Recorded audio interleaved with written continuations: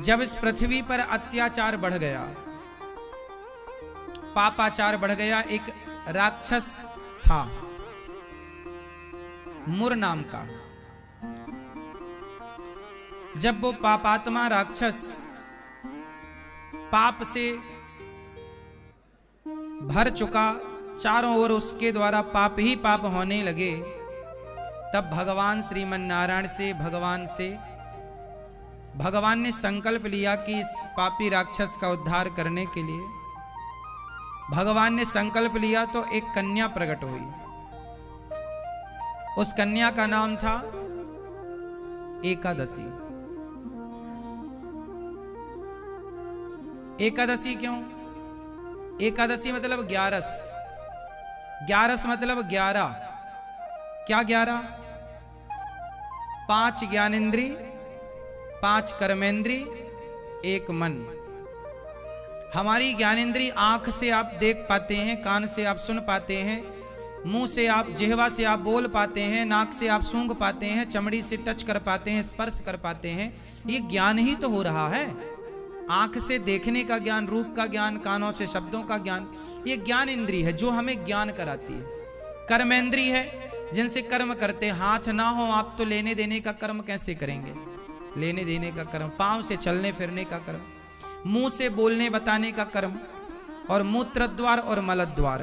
Total 5 कर्मेंद्री plus 5 ज्ञानेंद्री। और इन 10 को नियंत्रण करने वाला कौन है?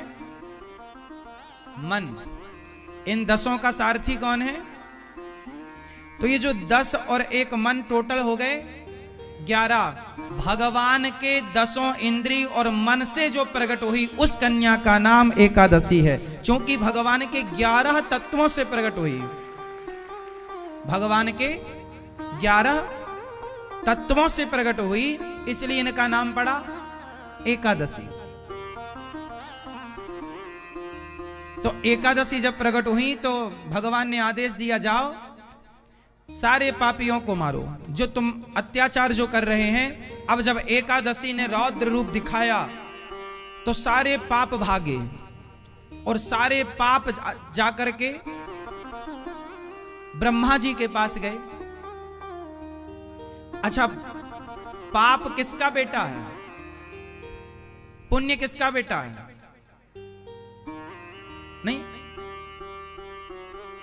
पुण्य भगवान का ही पुत्र है और पाप भी भगवान का पुत्र है।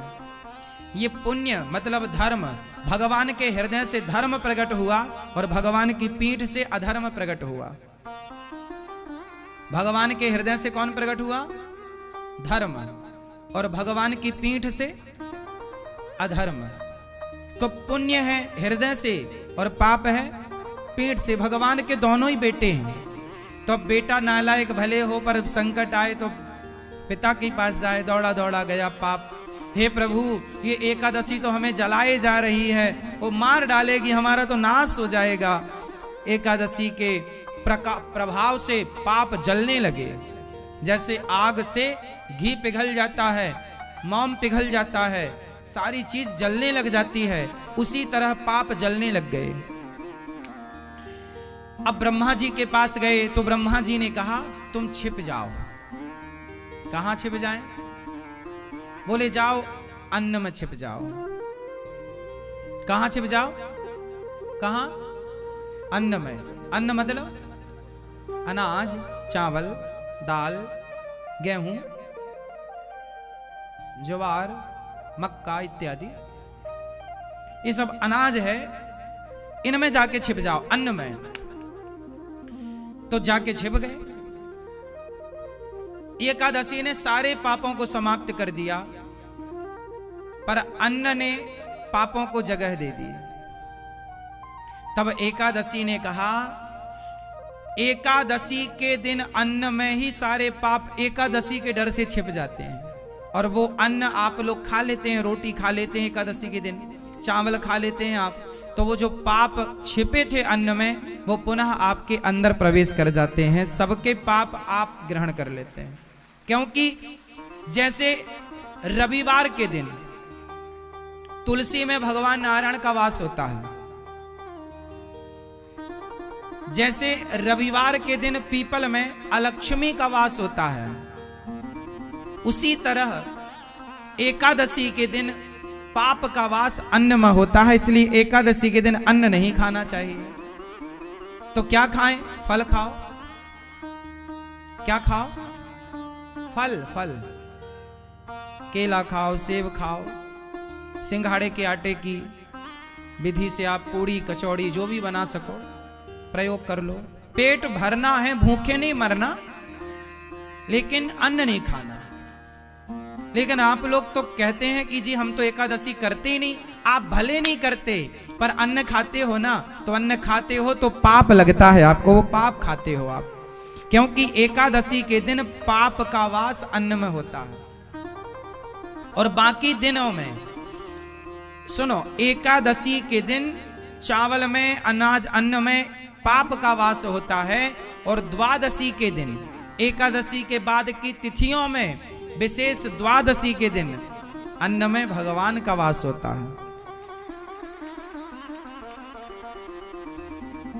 अन्न में भगवान का वास होता है। इसलिए आप लोगों ने सुना होगा, जब मंदिरों में नई भगवान की प्रतिष्ठा होती है ना, तो प्रतिष्ठा वाली जो मूर्ति होती है, एक दिन उनका वास जल में होता है और एक दिन उनका वास अन्न में होता है। मंदिरों में जो प्रतिष्ठा मूर्ति होती है ना, उन्हें अन्न में डुबाया जाता है एक दिन के लिए, क्योंकि एक दिन भगवान का वास अन्न में होता है। और केवल एकादशी के दिन अन्न में किसका वास होता है? केवल एकादशी। कितनी तिथियां होती हैं? तिथियां कितनी होती हैं? जोर से, तिथियां कितनी होती हैं? 30। आप 15 कह रहे हैं, वो भी ठीक है, पर टोटल तिथियां होती हैं महीने में 30। तो जो 30 तिथियां हैं, 15 मतलब प्रतिपदा, द्वितीया, तृतीया, चतुर्थी, पंचमी, षष्ठी, सप्तमी, अष्टमी, नवमी, दसवीं, एकादशी, द्वादशी, त्रयोदशी, चतुर्दशी और अमावस्या। और फिर गिनो प्रतिपदा, द्वितीया, तृतीया, फिर बोल देना पूर्णिमा। तो हो गई ना टोटल 15 + 15, तो टोटल महीने की तिथि कितनी हो गई? तो प्रत्येक महीने की जो 30 तिथियां हैं, इसलिए हमारा दिन 30 दिन, हमारा महीना 30 दिन का होता है, क्योंकि तिथि कितनी होती है? 15 + 15 30। तो जो 30 तिथि हैं, इनमें केवल एकादशी तिथि ऐसी है जो कि महीने में 2 बार आती है। ये 2 दिन महीने में एकादशी जो तिथि है, इसमें अन्न का सेवन नहीं करना चाहिए, क्योंकि अन्न में किसका वास है? पाप का।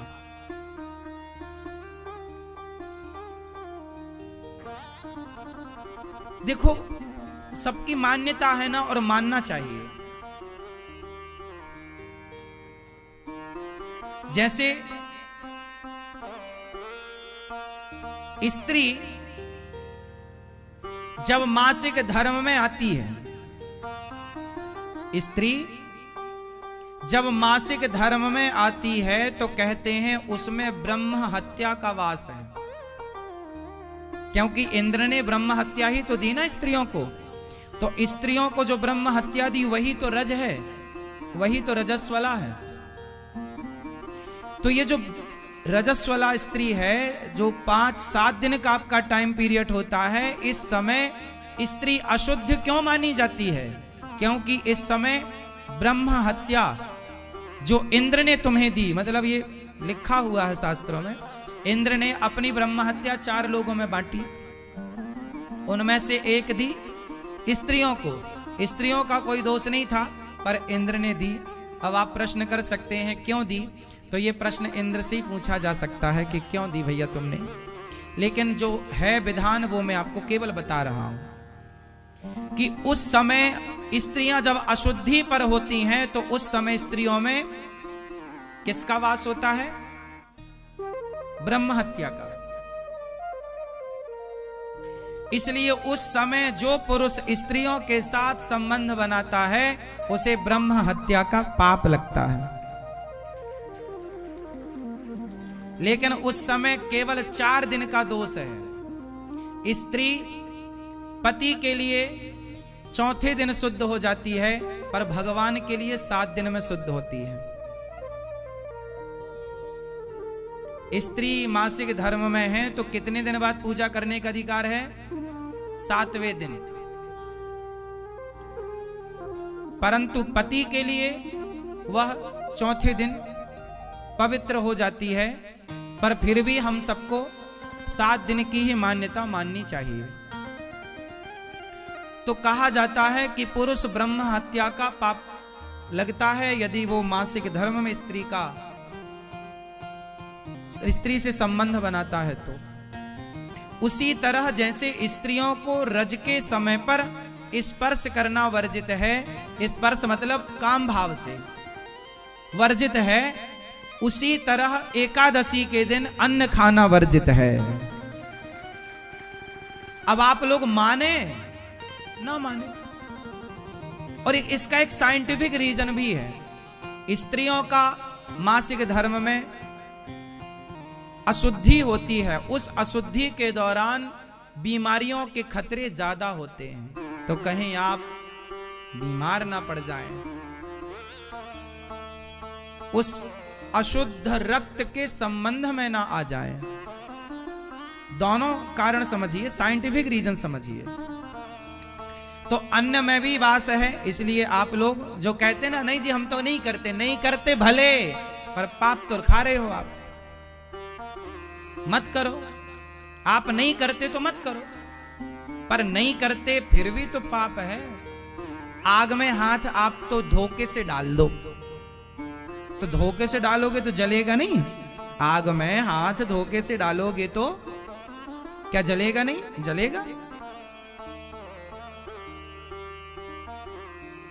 ऐसे ही है, इसलिए एकादशी के दिन अन्न खाने से, और ये साइंटिफिक इसका साइंस बताऊं कि जब आप 14 दिन अन्न खाते हैं और 1 दिन अन्न नहीं खाते तो आपके पेट स्वस्थ रहता है। एक दिन उसे मिल जाता है मौका पेट को ठीक रखने का।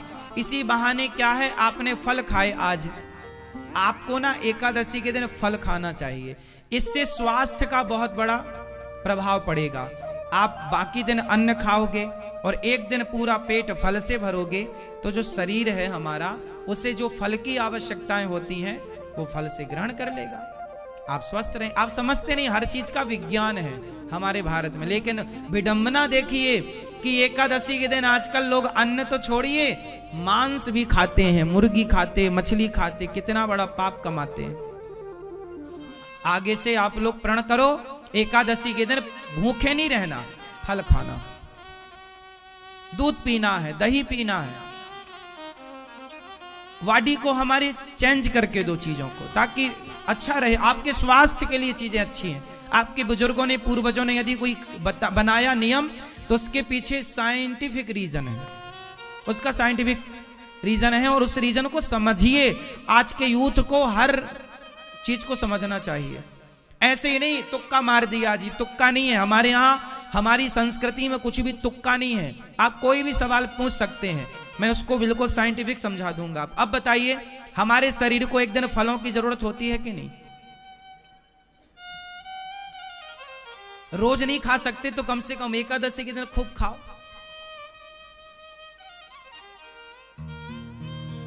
एक दिन, रोज रोज नहीं, अन्न भी बदल के खाना चाहिए।